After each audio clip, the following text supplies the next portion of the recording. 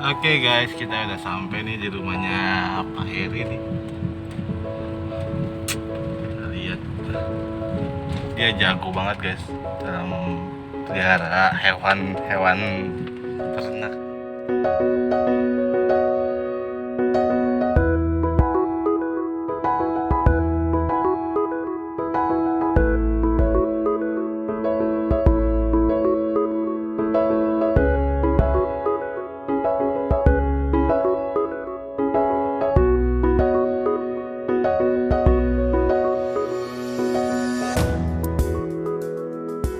Assalamualaikum warahmatullahi wabarakatuh. Balik lagi nih buat sama gua kreasi kami. Buat yang para pemula bisa langsung ke rumahnya Bang Heri. Kebetulan mereka ternak sini. Untuk video ternaknya nanti habis ini kita langsung lihat ya.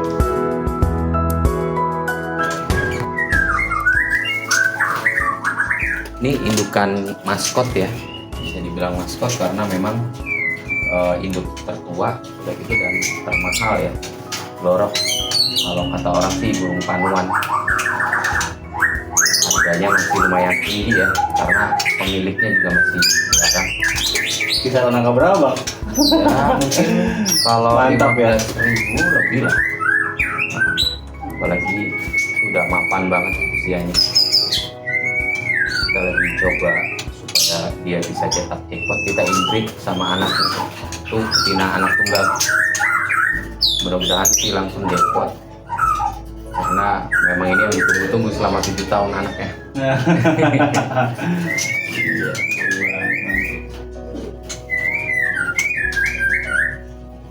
Kira-kira di Indonesia ini ada berapa orang? Mungkin sih sebenarnya udah banyak, cuman kalau populasinya dibandingkan dengan burung murai pada umumnya mungkin ya masih dikatakan 20:1 mungkin ya, atau mungkin lebih. Ada sih beberapa teman-teman peternak juga yang memang fokus ternak burung yang model seperti ini, mutasi blorok begini. Cuman yang jelas bukan orang kaleng-kaleng sih. Di sini juga cuma ada satu. Ini proses kawin ya? Lagi tahap penjodohan. Udah akur sih. Kemarin sih udah terpantau ngangkut sarang. Mudah-mudahan sih sebulan lagi udah ada telur ya.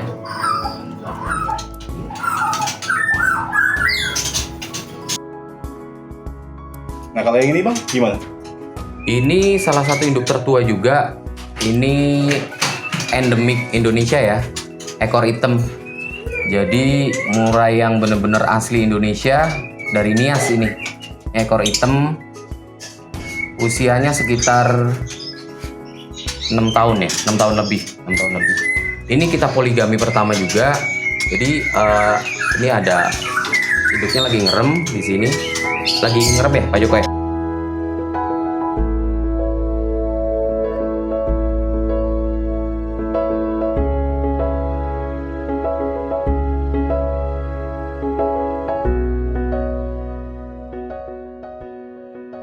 Ini berapa kandang kira-kira? Ini 1, 2, 1, 2, 3, 4.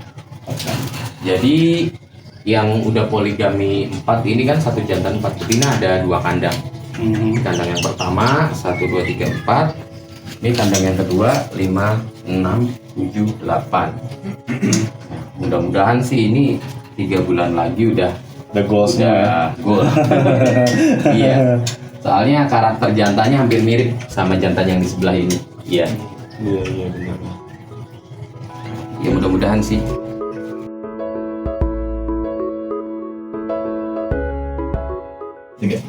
Ya, yang ini indukan monogami. Jadi setiap indukan punya karakter masing-masing. Jadi ada yang mau dipoligami, ada yang tidak. Nah ini jenis yang sifatnya dia tidak mau dipoligami. Jadi hanya setia sama satu pasangan. Jadi ya hanya seperti ini, satu pejantan, satu betina. Jadi ketika dia angkrem betinanya, maka si pejantan ini ya nggak ngapa-ngapain, hanya makan aja. Jadi banyak treatment sebenarnya di sini ya. Iya, banyak, ada Jadi beberapa. nggak hanya satu treatment yang dipakemin ya Pak.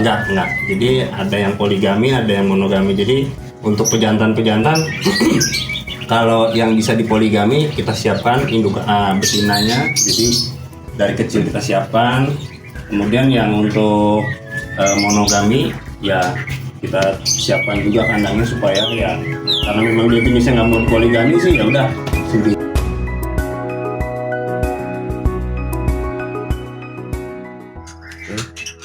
Ini jadi satu jantan dua betina. Ini poligami pertama. Lalu, nah ini nih di sini nih yang lagi on progress, yang mungkin lagi hit sekarang ya. Itu satu jantan 4 betina. Iya, satu jantan 4 betina. Sebenarnya sah-sah aja ya Bang ya. Belum ada hukumnya sih. Cuman Boleh cerita sedikit Bang, Apa yang menjadi belum ada hukumnya itu? sebelum kita cerita ini, jadi ada satu orang nih di balik metode ini yang istilahnya dia mikirin dari mulai tahap penjodohan sampai desain kandang sampai dengan perawatan pasca dan sebelum panen. Nah, ini Pak Joko mungkin akan ceritain semua pengalamannya di sini. Nah, gimana Pak Joko nih? Untuk pemilihan induk pertama untuk metode poligami ini kita perlu persiapkan betinanya itu dari awal. Jadi dari kecil itu sudah disatukan supaya tidak terjadi keributan. Jadi supaya nggak berantem antara betina satu dengan betina lain, itu dari kecil itu sudah disatuin. Jadi dia dianggap saudara. Nah, ini progres yang kedua. Jadi ini udah lepas trotol sekitar usia 7-8 bulan. Ini sudah siap kawin. Nih baru kita masukin kemarin. Pejantan juga langsung kita masukin supaya kalau ada pejantan yang galak, jadi betina lain itu ikut bantu ketika ada rame berantem indukan-indukan. Saya mau nanya nih satu kandang ini berarti isinya 5. Iya, satu pejantan 4 betina. Iya, berarti satu kandang ini 5 burai berarti ya. Iya. Dan setiap ininya ada satu-satu. Iya, nantinya ketika dia setelah kawin nanti masuk glodok, nanti itu kita tutup sekatnya supaya pejantan itu bisa kawin dengan betina yang lain. Oh gitu. Bagus itu. Nah contohnya seperti ini. Ini yang sudah berjalan. Jadi itu pejantannya. Ini udah netes. Setelah netes, yang betina nomor 2 udah netes. Kemudian setelah netes ini dia kawin dengan 3 betina lagi. Nah ini yang lagi keluar nih, udah keluar di bawah. Ini telurnya kalau nggak salah ada 3 kalau nggak salah. Oh iya. Ada 3. Nah ini udah baru berapa hari, baru 5 harian lah. Jadi treatmentnya misalkan dia udah bertelur masuk ke glodok, kita tutup sendiri. Iya, kita tutup sekatnya. Jadi ketika malam kita ngecek betina mana yang nggak ada di tangkringan, maka dia itu yang kita tutup. Gitu. Kita periksa, kita intip dari sini kan kelihatan ada lubang-lubang kecil, dia kelihatan ada angkrem di situ, kita tutup sekatnya. Nah setelah kita tutup, kita kasih pakan, mandi sendiri. Gitu. Nah, tiap betina ini kira-kira berapa telur, Pak? Antara 2 sampai 3. Antara 2 sampai 3 telur yang setiap betina. Jadi bisa dikatakan setiap bulan kalau telurnya ngisi semua itu ambil rata-rata 2 setiap betina, berarti 1 bulan itu bisa 8 ekor kita panen. Setiap bulan. Jadi sebenarnya kita peternak ini mengembangbiakan ya? Iya, mengembangbiakan. Jadi karena jumlahnya udah mulai sedikit ya di hutan dan peminatnya juga banyak dari kicau mania, maka kita coba untuk genjot produksi ya treatmentnya seperti ini. Nah ini yang nomor 2 nih, ada baru netes hari Kamis kemarin. Nomor 2 ini induknya lagi turun ngomong-ngomong. Ngumpet dia lah itu. Ini kayaknya ada babynya di sini. Kayaknya sih. Oh itu. Ini. Oh iya, ini udah netes ya Pak? Udah netes, itu baru hari Kamis kemarin dia netes. Hari Kamis. Nanti umur 10 hari kita panen.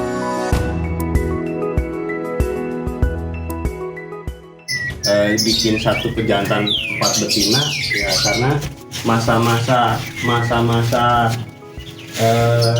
angkrem 14 hari angkrem betina pejantan nggak ngapa-ngapain, maka ya saya berinisiatif untuk dipoligami karena di hutan sendiri juga kalau kita berlogika alam liarnya sendiri di hutan dia kan punya area teritorial.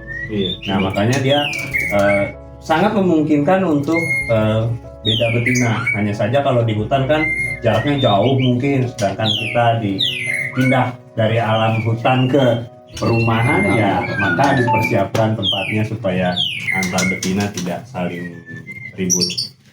Tidak saling bertabrakan gitu. Iya. Sebenarnya treatmentnya panjang ya kalau untuk persiapan poligami lebih dari 2 betina ya, karena butuh waktu kurang lebih 6 bulan untuk siapin betina.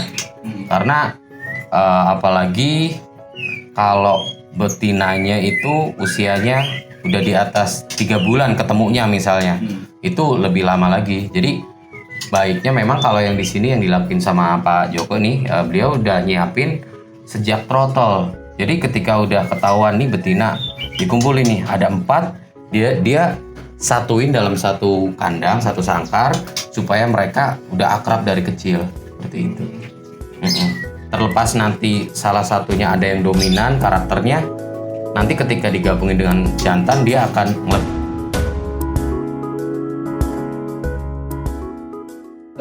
Ada beberapa. Jadi awalnya saya mencontoh yang sistem kanan kiri. Jadi pejantan pindah ke kanan, pindah ke kiri, pindah ke kanan, pindah ke kiri. Berarti 2 betina. Iya, yang awal tadi. Awalnya Betina itu awal. kandang awal. Kemudian saya berpikir ketika 1 minggu di betina yang satu minggu di betina yang kedua. Cuma kan tetap ada masa, ada jeda ketika angkrem si pejantan nggak ngapa-ngapain. Makanya saya berpikir Jadi di betina juga ada masa nifasnya Pak ya? boleh dibilang ya seperti itulah. Jadi dia ada masa-masa yang tidak bisa diganggu. Makanya daripada si pejantan ini nganggur gitu kan, tidak produktif, maka saya kasih betina yang lain. Maka saya buatlah desain kandang yang seperti ini sehingga memudahkan aja sih, tidak sistem cabut. Ada beberapa peternak yang sistem cabut. Jadi ketika pejantan sudah selesai ngawin, pejantannya cabut. Oh dipindah. Iya, dipindah. Kalau ini enggak. Ini enggak. Jadi pejantan hanya muter aja. Tetap di Buka sini tutup gitu. Tetap ya. Oh, buka hanya tutup sistem buka tutup Bukan sekat aja. sekat Gitu. ini kayak yang berlangsung sekarang kan ini ada 3 betina yang ngeram. Yang ini netes kan tadi yang nomor Iya, 2, netes. yang ngeram. Ngeram. Nah dia kebetulan lagi kawin dengan yang betina nomor 1. Jadi sekatnya open ke nomor 1. Ntar ketika dia udah nelor tutup juga. Nah ketika semuanya memang udah lagi pada masa pengeraman, ya mau nggak mau break dia si jantannya. Ya. Tapi nggak lama sih biasanya. Nggak Ya. lama. Biasanya sih ritmenya kalau dihitung ya, ini seminggu di sini, seminggu di sini, seminggu di sini, seminggu di sini. Nah, ketika seminggu di sini, ini kan udah 3 minggu. Nah, yang pertama Selesai. itu udah 3 minggu selesai, maka anakan kita bisa panen, dia bisa kawin lagi langsung. Gitu. Jadi Daripada nganggur di jantan ya. iya, daripada balik lagi daripada si jantan nganggur, kawinin lagi. Om Herman mau nyobain? Murai maksudnya murai.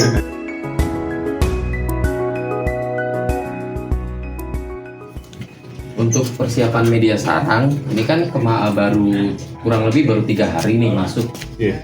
Jadi awal sih kemarin betina dulu masuk ya 4 ekor. 4 ekor betina masuk, setelah 2-3 hari baru jantannya kita masukin. Nah, setelah terpantau akur, ada 1 jantan yang akur dengan salah satu betina, kita langsung siapin media sarang. Nah, media sarangnya gratis nih kebetulan. Ini dari daun pinus. Oh, udah Ya. ngambil aja dong, Bang. Kebetulan ini Nggak pakai beli dong mereka Iya. ya. banyak. Dan memang ini yang paling bagus sih kalau untuk media sarang murai. Jadi kita langsung kasih di sarang. Kita masukin ke sarang, nanti dia akan ambil. Siapa betina yang siap dia akan ngambil. Langsung ditaruh aja gitu ya. Iya, proses pemberian pakan juga kita cukup di drop di tempat-tempat yang udah disediain tuh. Jangkrik kita harus kasih full karena memang butuh protein tinggi banget. Ini cepuk, selain buat minum dia kadang-kadang buat mandi. Makanya kita kasihnya agak gitu.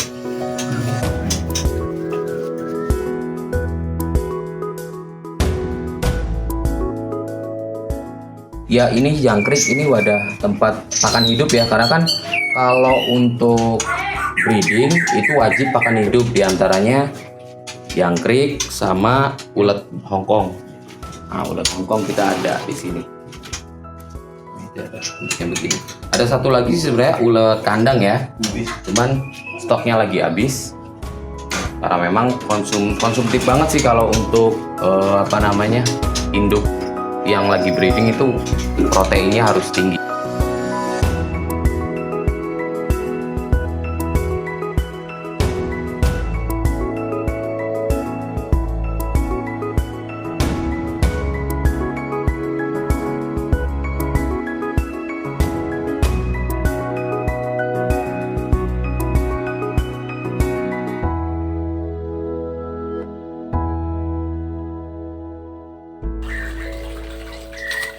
Ini ada proses hand feeding ya.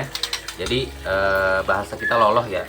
Jadi selama dia masih mau mangap, kalau kita pasifur basah kita harus tetap rajin hand feed.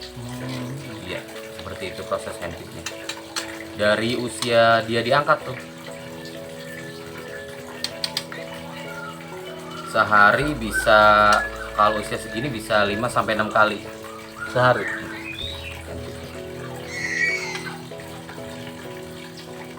Kesabaran ya, Bang. Bukan kesabaran lagi, bener-bener harus passionnya tuh harus dapat, karena ini ngelebihin kita ngerawat bayi ternyata, apalagi dengan jumlahnya yang lebih dari 5 ya. Iya. Jadi waktunya bener-bener kita harus fokus, apalagi kalau 1 bulan bisa penghasilan 12-13 ekor. Pernah sih kita jackpot sampai 13 ekor dalam 1 bulan. Kebayangkan hasilnya, Bang? Bayang Bang hasilnya. Iya. Jadi produksi terus jalan ya. Produksi terus jalan. Kebetulan kan di sini pejantan mapan ada banyak. Ada sekitar 1, 2, 3, 4, 5, 6, 7 pejantan yang udah mapan. Yang usianya di atas 2-3 tahun. Bahkan yang usianya tua tuh 7 tahun kan ada tadi 2 ekor. Yang blorok tadi sama yang ekor hitam nias tadi itu sekitar 6,5 tahun.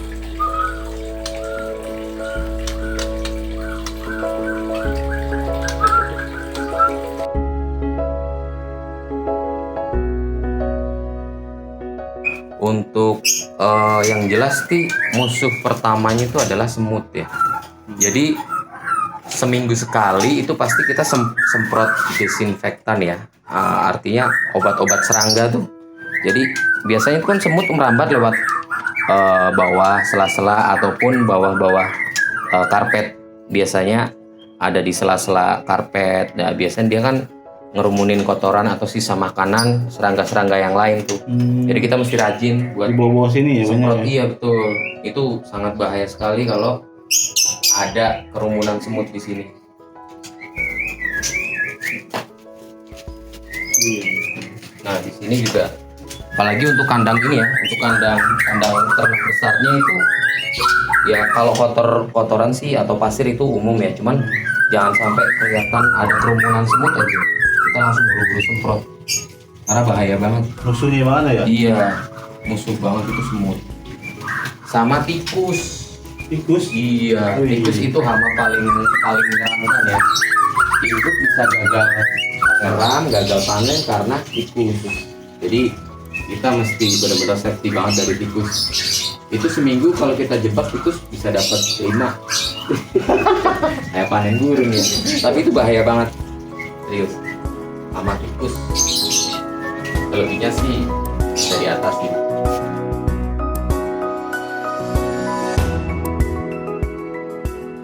Budgetnya Pak Joko habis berapa Pak Joko? Apa nih, kandang atau indukan? Full semua. Full kandang dan indukan. Untuk kandang itu yang baru itu kemarin saya bikin habis 1 juta. 1, 2, 3, 4, 5. Untuk kandang sekitar 4,5 juta. Itu belum termasuk kandang-kandang ini ya kan. Kita banyak burung kecil juga supaya masteran ya, masteran alami. Kalau untuk indukan sekitar mungkin di angka 8 kali ya. 80 maksudnya. 80 jutaan. Wow. 80 juta. Kurang lebih sih estimasi doang. Kalau kurang sih kayaknya nggak, kalau lebih ya. Jadi peternak murah itu sebenarnya nggak murah bang ya? Eh, Nggak murah dan nggak murahan ya? sebenarnya sih nggak mahal ya kalau lihat hasilnya, karena dalam 1 bulan taruhlah dibikin rata-rata 10 ekor. Kalau 1 ekor yang 2.500.000 berarti kan per bulan 25 juta ya, kurang lebih begitu. Oke guys, tadi kan kita udah lihat tuh di tempatnya Pak Joko ya, pertama buat nernakin burungnya ya. Treatmentnya juga semua ada kita kasih tahu, udah Mas Heri juga bimbing, Pak Joko juga dibimbing. Mungkin kalau ada yang kritik, saran, komen atau segala macam, atau mau ditanya langsung aja nih ke komennya. Gimana bang?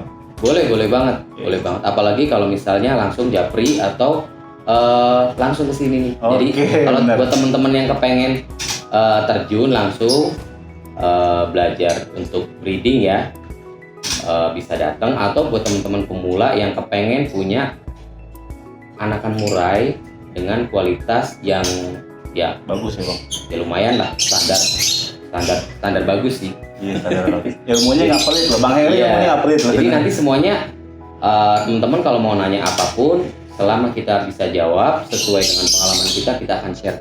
Siap. Jadi selain dapat murai, dapat treatment, kita silaturahmi. Ya dapat ilmunya juga banyak bang ya. Insya Allah. Ya udah guys, sekian dulu dari video dari kita. Semoga bermanfaat buat kalian semua. Assalamualaikum warahmatullahi wabarakatuh. Bye.